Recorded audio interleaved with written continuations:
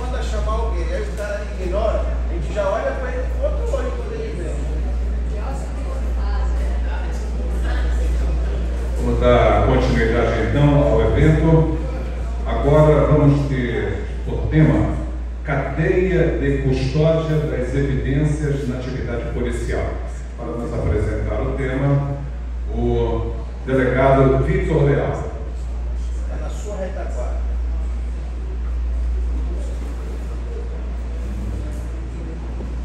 Problema aí na tecnologia.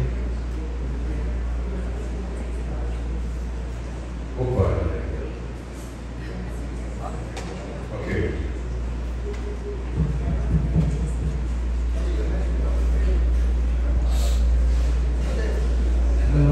Delegado Basso, passa a luz não.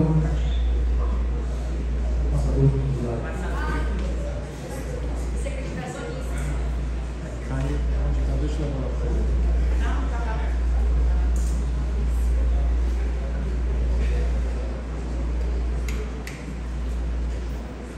Acho que fica melhor assim. Bem, bom dia a todos. Satisfação estar aqui com os senhores, sejam bem-vindos. A matéria que vai ser aqui discutida é a cadeia de custódia das evidências. Tá bom, vamos, senhores? Tá baixo? Melhorou? Agora? Não? E agora? Não? Tem que jogar a cor. Agora? E aí? Tá abafado? É só falar normal. Você acredita que minha voz? Eu só estou reproduzindo o que eu não ouvi e não tenho coragem de falar. Acho que vou falar no microfone. Eu não tenho coragem. Melhorou agora? Agora tá bom. Vamos lá. Senhores, tenho certeza que todos aqui já assistiram esses seriados policiais, né? Tipo Law and Order, Bond, Miami Vice, CSI, onde aqueles agentes especiais acabam tendo acesso àquelas caixas que estão lá no arquivo e as provas estão separadas em sacos de evidência. E esses sacos de evidência, eles fazem uma mega investigação e conseguem ao final a autoria e materialidade, e ao final de 30 anos prendem o criminoso, né? Essa prática de separar esse material em sacos invólucros provém de uma raiz anglo-saxã inglesa que se chama Chain of Custody, cadeia de custódia. Entrou no nosso cenário nacional através de uma portaria do Senasc em 2014, mas tomou força a partir do pacote de crime em 2019, onde teve uma alteração no Código de Processo Penal, em especial no artigo 158A, incluindo 5 artigos, 158A ao 158F. De maneira sucinta, o que é e em que consiste o fenômeno da cadeia de custódia? Cadeia de custódia nada mais é do que o ato de se documentar de maneira cronológica uma determinada evidência, desde o seu nascedouro até a apresentação ao tribunal. Simplesmente é isso.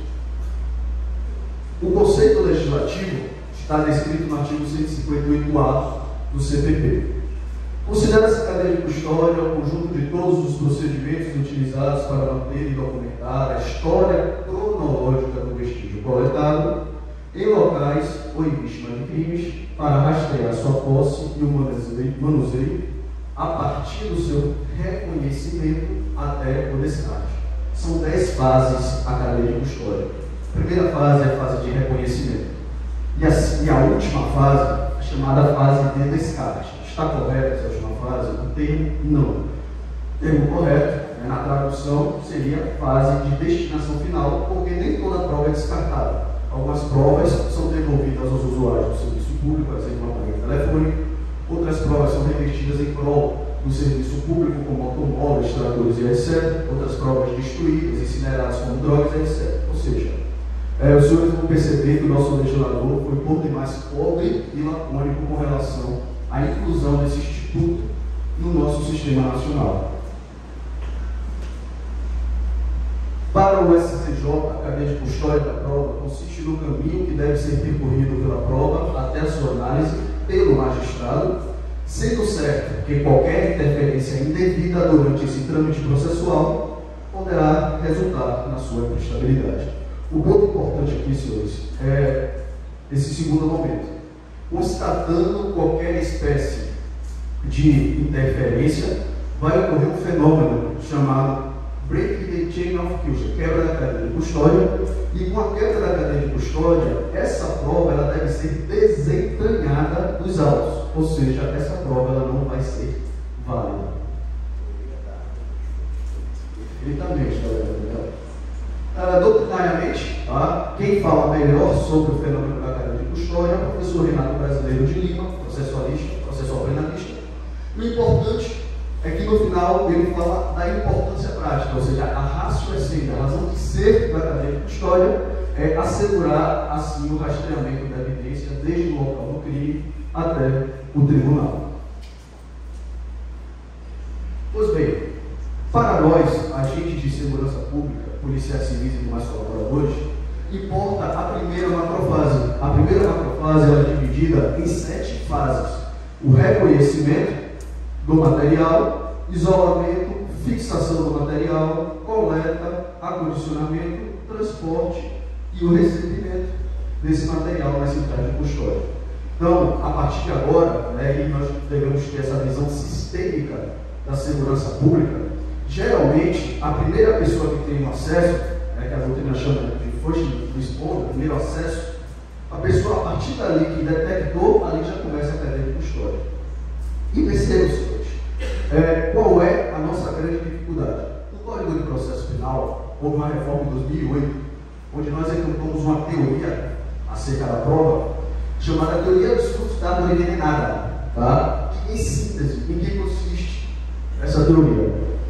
Constatando-se no transcorrer do trâmite processual que aquela prova ela é ilícita ou ilegítima no aspecto processual e ilícita no aspecto material, essa prova ela deve ser retirada, expurgada do caderno judiciário, e não só ela, mas todas as outras provas dela recorrentes. É um efeito cadeia. Tá? O nome da teoria, quem traduziu essa teoria foi o professor Gênio Pacheco. O nome da teoria, na verdade, é The Fruits of the Poisonous Tree, teoria dos frutos da árvore venenosa. Mas na tradução ficou teoria dos frutos da árvore envenenada. E aí nós precisamos depender de uma outra teoria que está lá também, que é a teoria PAI, prova absolutamente independente, para conseguir a condenação da teoria real. Então, olha a importância prática, justamente, de mantermos desde o seu nascedouro da fase de identificação e preservação de suas primeiras fases, a cadeia de custódia, até a fase de descarte. Pois bem, e o que é que a doutrina fala acerca dessa evidência, acerca do vestígio? E aqui começam os nossos problemas. Para a doutrina, e para o legislador, vestígio é todo objeto material, bruto, visível, latente, constatável, recolhido que se relaciona à infração penal. Pois bem, senhores, nós temos um grandíssimo problema aqui, porque o legislador conceituou o vestígio como sendo algo bruto, algo latente, algo palpável. Só que nós temos evidências que não são brutas, não são latentes, a exemplo, na perspectiva da tecnologia da informação, um arquivo digital. O arquivo digital é volátil e nós não podemos palpar, não podemos segurar aquilo. Então, já começa nosso problema, porque uma evidência digital, ela já não está no conceito de vestígio. E o legislador ele foi lacônico em trabalhar a cadeia de custódia de evidências digitais, que hoje é o nosso caso. E será que é importante esse trabalho das evidências digitais? Vejam bem, notícia de ontem. Helder aprova a lei estadual de combate a crimes cibernéticos, ou seja, a nova da vez. Tá? Os senhores diretores de seccionárias, delegado Arthur, delegado Eliezer, os que estão aqui presentes, a doutora Lívia, sabe que hoje os crimes vêm acontecendo em meio informático ou em maneira informática. São fraudes, são furtos, são extorsões. Então, nós precisamos trabalhar com essa ideia de como vamos respeitar a cadeia de custódia dessas evidências digitais. O legislador foi lacônico. Então nós temos um desafio absurdo para trabalhar com isso. Pois bem, então qual é o principal interesse do respeito à cadeia de custódia? Evitar nulidades processuais. Se a cadeia de custódia não for respeitada, a prova pode ser considerada contaminada e comprometida, que pode levar à nulidade processual e, em última instância, a perda de um caso extremamente importante. Aqui eu cito algumas matérias, senhores. Os senhores verem a recenticidade da nossa discussão. Primeira matéria do Canto Superior Direito, datado de 2 de maio, agora, desse mês. STJ anula provas decorrentes de prints de WhatsApp e define parâmetros sobre cadeia de custódia de provas digitais. O lead case, o caso concreto aqui, delegado Miguel, foi o seguinte: um diretor de uma seccional teria recebido uma denúncia apócrifa, disque denúncia, falando justamente de um disque droga que estava acontecendo no seu entorno. Ele deslocou-se juntamente com a sua equipe, fez a abordagem policial, constatou que o suspeito estava assim com uma substância interdiada, de odor forte, e ali ele estava com o celular, levou para a seccional, printou toda a comercialização que estaria acontecendo naquele celular, mandou para o teste químico toxicológico na prova flagrante. Perfeito. Em juízo, a defesa do suspeito quesitou a perícia alegando o seguinte: excelência, o respeito à cadeia de custódia dessa evidência, como é que eu vou conseguir provar para o senhor que não houve manipulação dessa atividade? Resultado, ele saiu pela porta da frente, porque não se respeitou a cadeia de custódia das provas digitais. A emenda ficou assim: são inadmissíveis as provas digitais sem registro documental acerca dos procedimentos adotados pela polícia para a preservação da integridade, autenticidade e confiabilidade dos elementos informáticos. Nós temos esse desafio não só com relação às evidências físicas, mas acima de tudo às evidências digitais. Para os senhores terem uma ideia, eu coloquei aqui, logo primeiro, imagine os senhores esse local de crime, tá? Onde há um corpo em decúbito dorsal, ao lado dele uma faca. E dado aos senhores, os senhores têm muito mais experiência que eu nisso. Como é que os senhores irão fazer a preservação desse local de crime? Que é a primeira etapa da cadeia de custódia. Os senhores irão colocar cones, fitas zebradas, aguardar a polícia científica chegar para que o local de crime permaneça idôneo. Se ficar idôneo, não vai haver um laudo pericial, inclusive. Não é assim que é feito? Perfeito.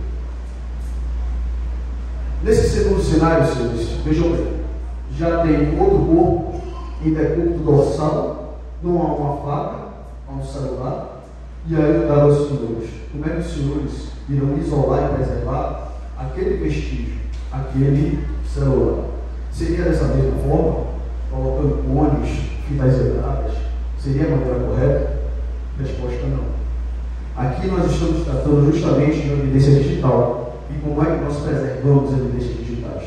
Colocando em uma bolsa chamada Faraday Bag, uma bolsa de Faraday, e a partir dessa bolsa de Faraday, aquele celular ele vai ser colocado nessa bolsa, lacrado, e essa bolsa vai criar um campo eletromagnético que evita qualquer espécie de acesso remoto. Ali eu poderia simplesmente entrar na WhatsApp web, apagar informações, manipular informações. Como é que nós conseguiríamos ter acesso a isso? Então, o protocolo de uma cadeia de custódia da evidência física é diferente do protocolo de uma cadeia de custódia da evidência digital. Vitor, mas como é que nós vamos, só título de curiosidade, tá? Como é que nós vamos trabalhar as evidências digitais? Hoje nós fazemos extração de código hash. Os senhores têm noção do que é extração de código hash? Código hash é uma espécie de uma sequência binária hexadecimal. Ou seja, a partir do momento que nós retiramos um arquivo digital, vai ser criada uma sequência binária, onde qualquer espécie de manipulação daquela sequência vai detectar como se houvesse a tentativa de formato ilícita ou se ter sido manipulado. Então, imagina, senhores, que a delegada Márcia ela foi demandada para apurar a conduta de um desrespeito acerca do manual de comunicação social. Estaria, por exemplo, um colega de sunga e com uma arma aqui do lado, andando na praia, tá? E aí postando no Instagram. Chegou, está lá no Instagram dele, o que é que vai fazer? Vai ser encaminhado para o nosso setor, que é a DAI, Divisão de Assuntos Internos. O delegado Cristina, que vai estar na DAI, vai fazer a extração daquele material e vai criar o que nós chamamos de hash. Esse hash, futuramente, vai comprovar que não houve nenhum tipo de manipulação, ou seja, que o delegado Cristina tirou daquele perfil. Tá? Se o senhor tiver interesse posteriormente de se aprofundar nesse tema, eu sugiro aos senhores essa plataforma que se chama Verifact. A Verifact é muito interessante, pois ela gera validade não só para o nosso aspecto policial, muitas vezes para a nossa vida pessoal. Muitas vezes houve uma discussão, algo pessoal no WhatsApp, e os senhores querem validar para ajuizar uma ação civil, danos morais, etc. Como é que os senhores vão validar essa prova em juízo, juizado especial criminal, juizado especial civil? Os senhores vão entrar no Verifact, os senhores vão fazer a extração do código hash, e essa prova vai ter validade de juízo. Não o congelamento de prints, de WhatsApp e screenshots, mas através da Verifact.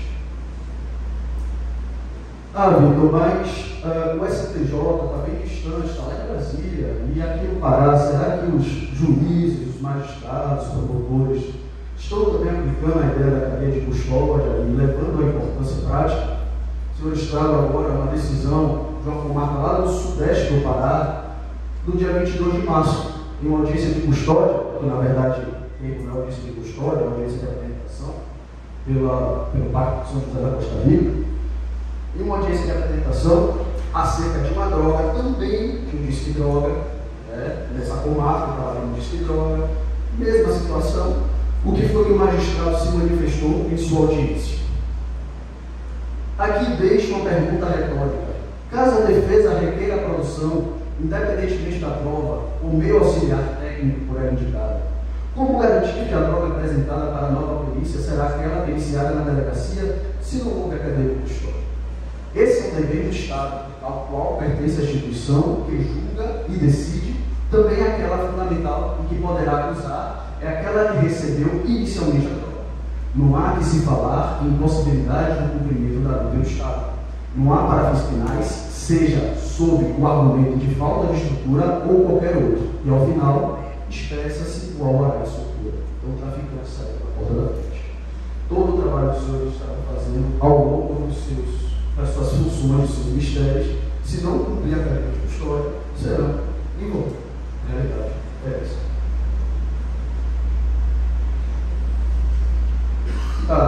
Mas vamos agora trabalhar o momento da coleta de vestígio. Já falei da identificação do material, do meio físico.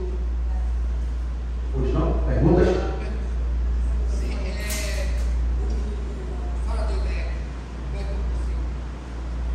Vamos lá. Eu vou falar lá no final que nós estamos fazendo uma resolução conjunta com o secretário de Segurança da Delegado Lauro. Está para sair essa semana, não só a questão da resolução, mas todo o material dela decorrente. Então, vai ser disponibilizado os sacos, os invólucros, será disponibilizado os malotes para determinadas situações e também a conservadoria. Tudo isso vai ser disponibilizado inicialmente pela Secretaria de Segurança e, no segundo momento, cada força de segurança ficará responsável por sua disponibilidade.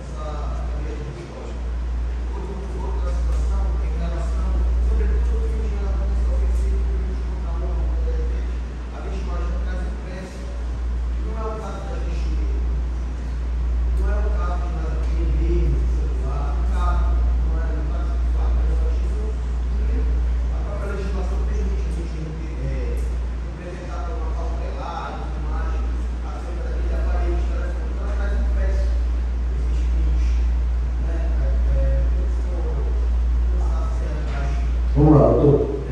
Essa é a pergunta, tá? O doutor falou o seguinte, eu estou lá crimes contra a honra, que envolve TCO, etc., a vítima já chega com prints ou outras provas, etc. Como é que nós vamos proceder? Doutor, a gente tem que trabalhar com o PJ. A partir do momento que ele chegou lá com aquela situação, nós informamos, né, o boletim de ocorrência, tudo certinho, fazemos a juntada e caminhamos para o judiciário, porque o importante, aquela ideia, não basta ser honesto, tem que mostrar que é honesto. A partir do momento que nós já pegamos a cadeia de custódia no meio, não vamos ter que consertar o início. Tá? Por isso que é o nosso grande desafio via Secretaria de Segurança Pública, porque geralmente quem é o primeiro agente que vai trabalhar com a cadeia de custódia? Polícia Militar. Eles que vão estar patrulhando, tá? Eles que vão estar no trabalho específico. E aí, se lá no início já começar errado, então esse é o nosso grande desafio. Guarda Municipal, Polícia Militar e outras polícias aí, né? Polícia Legislativa, Polícia Judiciária, Dragon Ball, Carreta Furacão, tem todo problema. Pegando essa outra pergunta do delegado Tarso, ontem eu recebi uma demanda da seccional do comércio, não psicológica. Nunca foi tudo da seccional do comércio com relação à necessidade da PCE solicitar pendrives. Eu falei com a coordenadora dessa tipo de perícia e, em razão da peculiaridade, hoje nós sabemos que um celular com 512 gigas, quantos milhões de pendrives a gente vai ter que ter? Né? Então, o que é que a gente está vendo? Eu disse que a gente tem que ter uma solução, né, de nuvem. Por quê? Só que isso tem que ser contratado de uma forma global, porque só a PCE não tem condições de fazer um contrato de nuvem que é caríssimo. O contrato de nuvem é caríssimo. Então, o que a gente está fazendo? Né? Achando uma solução via seguro. Para quê? Para que a gente consiga assegurar a cadeia de custódia da prova. Porque não adianta nada a gente se matar fazendo um procedimento se o destinatário final qual é? É que ele seja condenado pelas aquelas provas que nós produzimos. A cereja do bolo é a condenação. A nossa razão de existir é fazer uma investigação de qualidade, técnica, profissional, que chegue com que finalidade? Que após a instrução todinha processual, ele seja condenado por aquilo que nós produzimos. Então, esse meio eletrônico, para se tirar é muito complexo. Aí sim, aí a gente já, quando a gente estava tratando, que eu fui para Brasília das câmaras corporais, era justamente isso. Como é que a gente vai tratar, por mais que ela seja de forma compactada, ela tem que ficar num arquivo. Quem tinha condições de bancar uma nuvem dessa? É caríssimo. Só que hoje isso é impensável. O que tem sido feito? Por exemplo, quando a gente, eu acho que o delegado Bruno, nós cumprimos um mandado de busca e já levamos, lembra? O perito para acompanhar, para aqui. O perito da PCE para quê? Para assegurar uma situação de estupro vulnerável, né? Ele criava um perfil falso de Dragon Ball Z, você até falou de entender, né? Então a gente precisava fazer justamente isso. Por quê? Naquela época já se pensando em assegurar a cadeia de custódia da prova. Só que hoje, nenhuma instituição tem condições de prover isso. Nós não temos, porque o certo é eles trazerem né? Ele pegou o armamento, aí traz para ti, tu abre, ok, lacra de novo. Não temos isso. Só que hoje os advogados já estão usando, sim, principalmente o comando vermelho, já estão usando sim a quebra de custódia da prova para justamente conseguir essa liberdade. Isso é um fato. Isso vai ser daqui a pouco disseminado. Então a gente precisa ser técnico. Se a gente não for técnico profissional, a gente não vai ter o nosso trabalho reconhecido, a gente só vai perder tempo. Então esse momento é extremamente importante. Essa dica que ele passou do celular, sim, é importante tu fazer depois alguma coisinha para a gente. Por quê? O grosso, a criminalidade de massa trabalha nesse povo aqui. É esse povo que trabalha com a criminalidade de massa. E a criminalidade de massa é a que mais incomoda. Não são Não é o L41 lá no Rio de Janeiro, que a gente foi adiantar ao lado dele, é importante. Mas o que incomoda é o traficantezinho lá da boca, lá no Juruna. É esse que incomoda. É esse que dá trabalho, é esse que vem com furto, roubo do celular. Se o cara não pagar, ele vai lá e quebra o cara. Não é o L41 lá no Salgueiro, lá no onde for. Esse incomoda, mas não incomoda tanto do que a criminalidade de massa que é o que vocês trabalham. Perfeito. Você quer entender? O crime organizado é organizado. Então, assim, hoje eles já são cooptados a qualquer audiência de função de alegação de tortura.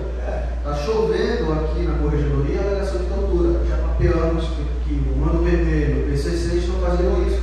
E em cima disso estamos já trabalhando para tentar fazer um procedimento contra eles, nossa comunicação de crime, da administração caluniosa, etc. Começa a levar a cacetada de volta. Exatamente. Pois bem, senhores, falando um pouquinho agora da coleta de vestígio. Coleta de vestígio, tá? A partir do momento que os senhores identificaram a situação, os senhores agora irão fazer a coleta do vestígio. Quem deve fazer a coleta do vestígio inicial? A polícia científica, tá? Senhores, estamos agora em era de termos politicamente corretos, tá? Então, são peritos criminais, são policiais científicos, né? Não são agentes criminais, agora são policiais penais, né? Eu me lembro que eu estava uma vez estudando, os votos de ministro do STF, e teve uma situação emblemática que foi o seguinte: uma mulher teria ajuizado uma ação e recorrido até o STJ, porque ela foi submetida a uma cirurgia estética, tá? Mas não conseguiu lograr ele, não conseguiu ficar tão bonita como ela queria. Na verdade, ela não era muito, era judiada da vida, só que ela queria milagre. Exato, né? O médico não se chamava Santos Pedido. E aí, resultado, o ministro do STJ analisou toda essa situação. E ao final do voto dele, eu achei bacana que ele escreveu assim: posto isso, e por tudo mais que nos autos constam, interfiro o pleito da ré, haja vista, a mesma não ter logrado êxito na loteria biológica e estética da vida. Até ele entender, eu acho que o recurso já passando. Acho que ela será defendida. Então, assim, termos politicamente corretos, tá? Vamos evitar. A forma é feita que a gente... Exatamente. Então, senhores, como é que os senhores irão trabalhar no momento da coleta e do lacre? Prestem muita atenção, não façam dessa maneira, como está aqui no canto direito, tá? Colocando esse material, como foi o caso do teleconcreto, de uma operação nossa, o lacre foi colocado de maneira que colocou o saco aqui e o anel do lacre. Ó, senhores, aqui não vai ter nada, é só você puxar o lacre que você vai ter acesso. O objetivo primordial aqui é o quê? É mostrar que houve a preservação naquele material que foi coletado. Ponto importante, tá? O delegado Arthur representou por ação cautelar de busca e apreensão em domicílio. No momento que foi deferido pelo magistrado, no momento do exemplo de um computador, no momento em que, em loco, constatou-se o alvo do computador, houve o lacre, colocou dentro de um malote, lacrou certinho e se locou-se para seccional. Perfeito? Lá na delegacia dele, a escrivã, juntamente com o outro delegado, o delegado expediente, vai fazer o quê? Romper esse lacre, vai fazer um auto de exibição e apreensão, pegar esse lacre rompido, colocar dentro do material e fazer um termo chamado termo de deslacre, justificando por quê? Que você deslacrou e colocou no lacre. Esse lacre será, após lacrar, será encaminhado para as C6, que são as centrais de custódia da polícia científica. Vocês entenderam? Pois bem, aqui nós fizemos ciclo de palestras com a polícia científica, né? Aqui a policial científica, a Beatriz, explicando como é que deve fazer. E aqui são os materiais que nós vamos apresentar aos senhores para distribuir. Tá? São invólucros transparentes, malotes com a logo da polícia e o lacre e as bolsas de Faraday, a obra de Faraday. Senhores, eu estou numa situação flagrancial, eu estou no interior, eu não tenho agora esse material. Como é que eu posso trabalhar? Como é que eu posso trabalhar para manter-me concentrando com o fenômeno da cadeia da custódia?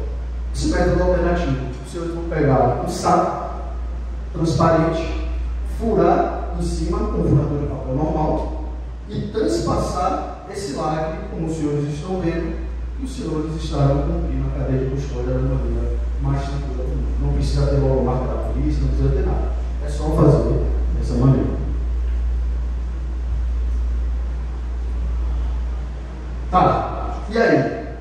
Constatei, preservei, coletei e agora eu faço o quê? Encaminhamento à perícia. Senhores, prestem muita atenção, que agora nós estamos em área de interoperabilidade.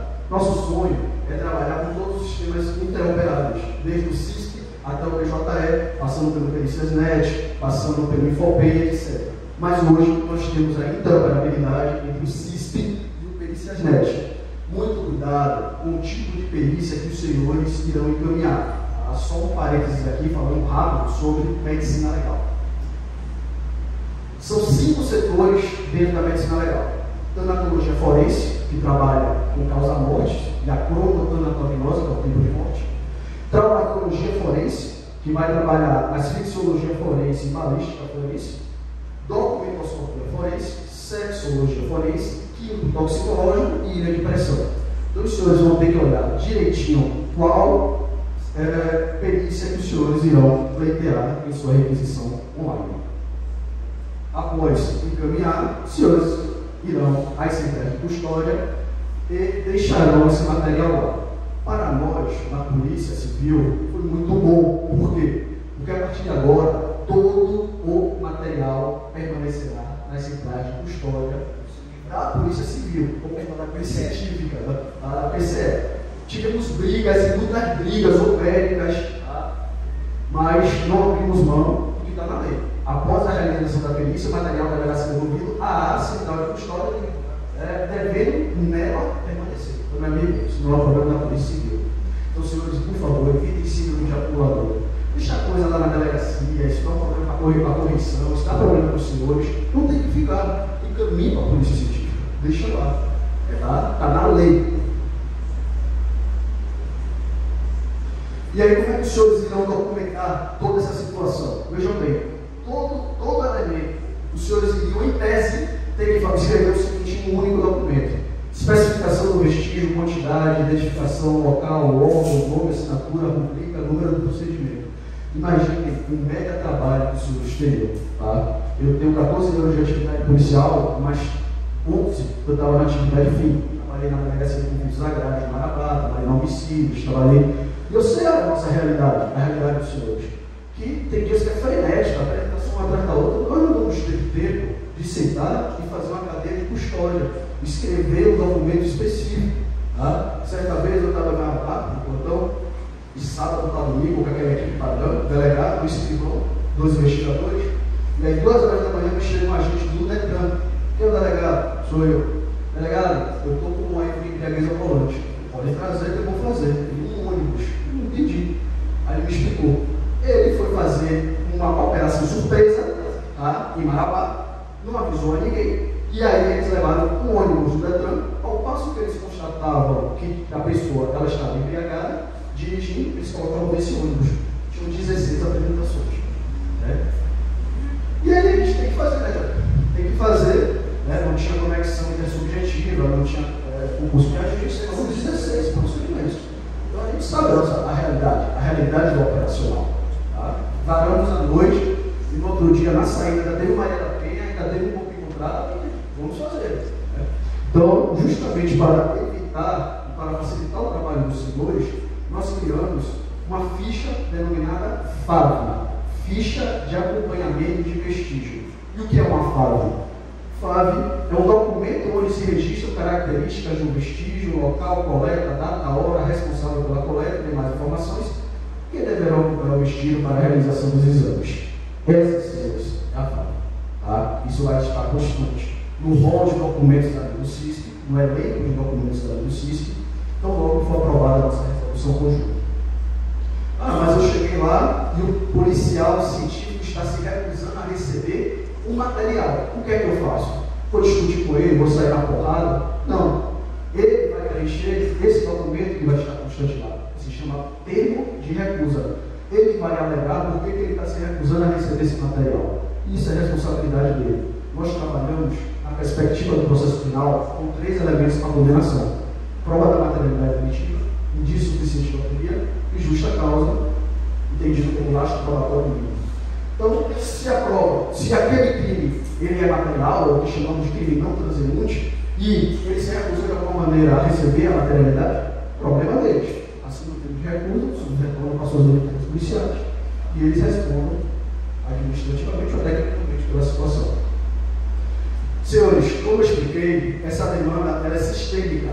Então, o nosso secretário de Segurança nos demandou para fazermos uma resolução conjunta com todos os agentes do CIES, Polícia Militar, Governo Militar, DETRAN, está tendo aí a Polícia Penal, que representa a Secretaria própria, Polícia Civil, etc. E, após muitas e muitas reuniões, no dia 18 de abril, ocorreu a 386ª reunião ordinária do CONSEP, e o nosso secretário de Segurança aprovou essa resolução e hoje está no gabinete do governador para publicação em sede de decreto governamental. Tá? Foi uma resolução feita aí em conjunto, mas saiu daqui da Polícia Civil. O que é que nós podemos concluir, senhores, com relação ao respeito à cadeia de custódia? Que a cadeia de custódia, o preenchimento adequado da ficha de acompanhamento de vestígio, são essenciais para garantir as investigações conduzidas pela Polícia Civil, para que elas sejam sólidas, confiáveis e estejam em conformidade com as exigências legais, desempenhando um papel vital na busca da verdade e na garantia da justiça. Aqui eu deixo, senhores, alguns registros fotográficos da delegada Márcia, Pauliane, a escrivã Ellen, o delegado Thiago Charão, que também fala da cadeia de custódia, todas as unidades que nós passamos já, aqui no interior, Décima-Risco, Marabá, Tucuruí, aqui Castanhal, fizemos ainda aqui, delegado Benevides, Marajó, Abaetetuba, e vamos fazer agora a reeleição, Santarém, Paragominas, a delegada Angela Vale do Marajó Ocidental. Tá. Finalizando, nós vamos criar 4 grupos de trabalho para trabalharmos especificamente sobre 4 elementos. CVLI, crimes violentos com letalidade intencional, criar um protocolo de homicídio, crimes envolvendo crianças e adolescentes e criar um protocolo específico para crimes contra a dignidade sexual, criar um protocolo para crimes contra o ambiente e um especial para crimes contra a flora em função da COP30 e crimes relacionados à evidência digital. Antes de fechar, ontem eu estava lá no Corpo de Bombeiros com a PCE e bombeiros para a gente fazer, aí eu não sabia dessa resolução, que a gente também está querendo fazer protocolo de DVI, né? E são um protocolo de atuação do sistema de segurança em caso de grandes sinistros. Então, já está construído. E passa porque para que a nossa notícia vai ser dos primeiros estados até isso. Primeiro, entendeu? Essa também do DVI. E nós não temos um protocolo de atuação para que, já assegurando a cadeia de custódia, quando o bombeiro, no caso de incêndio, para que ele entre junto com a PCE para assegurar que, se for um incêndio ou de origem ilícita, a gente possa assegurar que o local não esteja idôneo na hora que a PCE entra. Então é nesse sentido que a gente já estava tratando ontem, quando eu costumo passo para que ela não fique dissonância em nada em relação a essa questão. Já finalizando, eu deixo aqui uma reflexão desse filósofo, eu sigo muito a máxima aristotélica, que feliz aquele que aprende, que ensina e transfere o que sabe. É importante a gente ter esse intercâmbio de comunicação desse filósofo que até hoje ele está vivo, se chama Jan Habermas, ele é um filósofo alemão, da segunda escola de Frankfurt. Essa teoria dele chama de teoria habermasiana do diálogo democrático, falando justamente isso que nós estamos fazendo agora. E para Habermas, incluir não é só trazer para perto, mas também respeitar e crescer junto com um com o outro. Não podemos pensar, senhores, em segurança pública como ilhas funcionais formada por um arquipélago e cercado pelo oceano malfadadamente disfuncional. Precisamos nos comunicar um com os outros, não deixar de construir muros para construir pontes. Afinal de contas, parafraseando o esportista mais jovem, o talento pode até vencer em jogos, mas apenas o trabalho em equipe vence campeonatos.